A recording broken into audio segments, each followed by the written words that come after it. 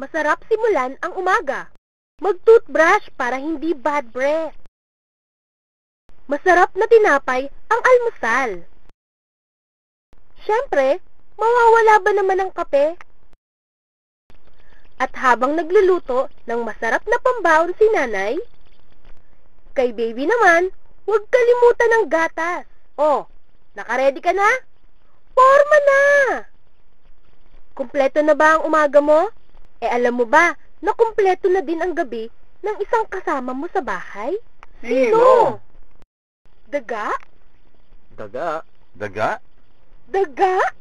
Daga? Daga? Daga? Oo, ang kasama mo sa bahay ay daga. Daga na maaaring magdulot ng sakit sa iyo at sa buong pamilya mo. Mga sakit katulad ng rat bite fever, leptospirosis, typhus, at meningitis. O ano, gusto mo pa ba siyang kasama habang buhay? Siyempre hindi! Iwasan ng daga. Sundin ang mga tips na ito. Number 1. Ugaliing maglinis ng bahay at bakuran. Pagtuunan ng pansin ang mga lugar na maaaring tirahan ng mga daga. Number 2. Huwag mag-iwan ng mga pagkain na hindi natatakpan sa lamesa o kusina na maaaring kainin ng mga daga.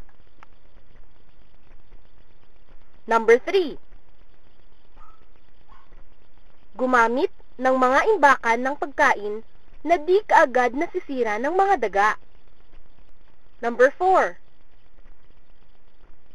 Takpan ng mabuti ang basurahan o di kaya ay huwag patagalin ang basura sa loob ng bahay. Number 5. Kung gagamit ng lason o mousetrap, siguraduhin hindi ito maaabot ng mga bata. Higit sa lahat, panatilihin ang kalinisan sa kapaligiran. Huwag mag-alaga ng daga. Pag daga ang alaga, ikaw ang kawawa.